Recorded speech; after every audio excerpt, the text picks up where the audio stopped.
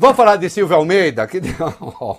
Olha, o Silvio Almeida, a gente concorda em muita coisa, discorda em outra, mas Silvio Almeida, meu amigo, um dos homens mais brilhantes que eu conheço. Não brinca não, assim. Dudu, você não tem. Dudu, você não tem taco pra lutar com o Silvio Almeida. Tem não, né, pra jogar sinuca com ele. Você perde. Oxi, já chego nele. Mas antes, o que aconteceu? Vai. O ministro Silvio Almeida, dos Direitos Humanos, disse nesta terça que o pedido de impeachment contra ele, feito por deputados oposicionistas, é constrangedor.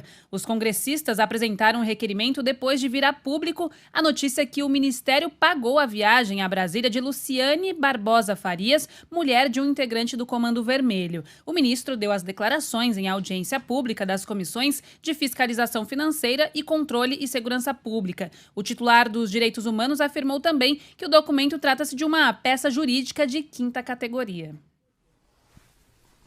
Põe o vídeo. Mas eu preciso aqui tecer algumas palavras sobre o pedido de impeachment que alguns deputados protocolizaram contra mim com o curioso título, no mínimo curioso, título de denúncia. Trata-se de um pedido que é absolutamente constrangedor, senhoras e senhores. Mas não é constrangedor para mim. É constrangedor para quem o escreveu e para quem o assinou. Até recomendo que quem o assinou sem ler, quer falar com muito respeito, que reveja sua decisão de subscrever o documento, porque ele é simplesmente vergonhoso. Uma peça jurídica, desculpe-me dizer, de 5ª categoria, e que se fosse uma prova da OAB, a pessoa que o fez não passaria na prova da OAB, porque se sabe muito bem que o endereçamento errado na prova da OAB gera a reprovação. Queria avisar aos deputados que assinaram que erraram o destinatário. Quem julga crime de responsabilidade que não é conexo ao imputado ao presidente da República não é o Congresso Nacional, mas é o Supremo Tribunal Federal. Essa hipótese está expressamente regulada, senhoras e senhores, pelo artigo 102, inciso 1, a linha C da Constituição. Mas quem escreveu isso aqui faltou essa aula, infelizmente. Portanto, isso aqui não deveria ter sido destinado ao presidente Arthur Lira, que já deve estar cheio de trabalho para fazer. Quando você pensa que a peça vai determinar qual o ato supostamente praticado ou ordenado, a peça se acaba. Ela simplesmente se encerra sem descrever qual o crime de responsabilidade que teria sido supostamente praticado. Então, senhoras e senhores, essa é a qualidade desse documento, que, como eu já disse, sequer foi encaminhado ao lugar correto. Então, assim, não ter o crime de responsabilidade não tem nada. Porque foi lá ainda por causa daquela senhora mulher de um traficante que participou de um evento. Que, atenção, é de um conselho que pertence ao Ministério dos Direitos Humanos, mas o conselho é independente. Eu já explico mais porque ele falou do assunto. Vai lá, vamos lá.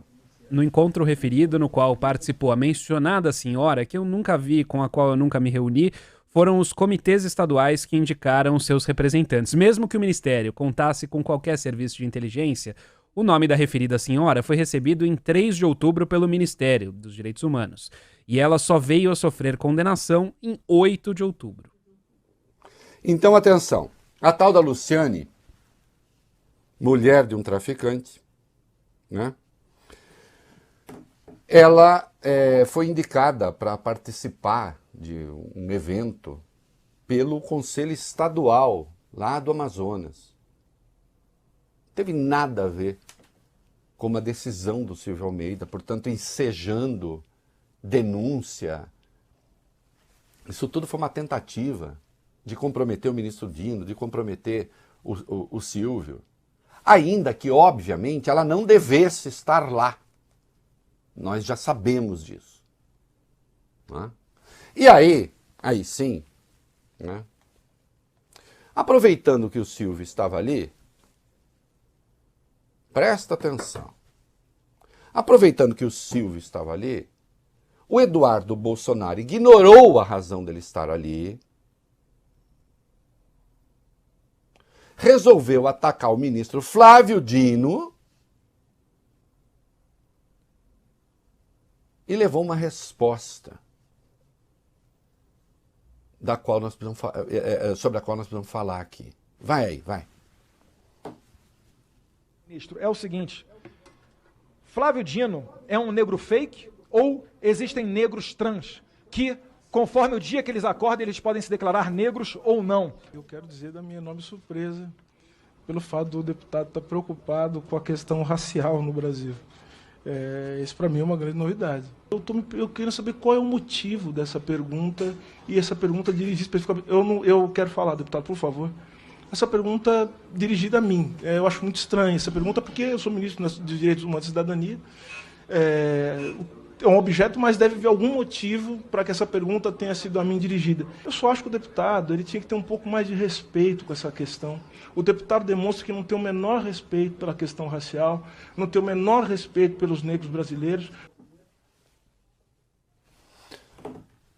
Por que será que ele fez a pergunta ao Silvio, hein? Que o Silvio é negro?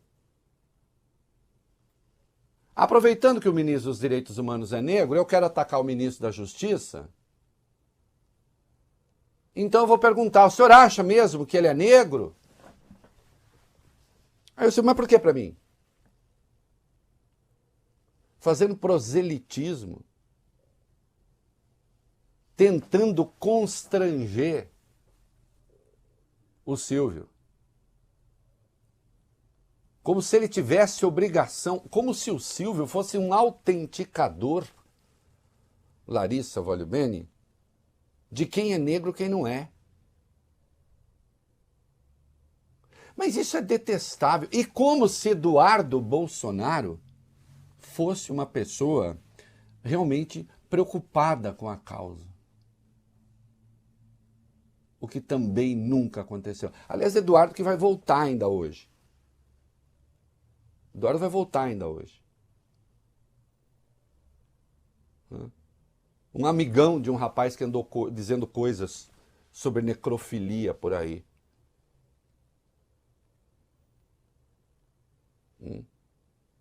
É abjeto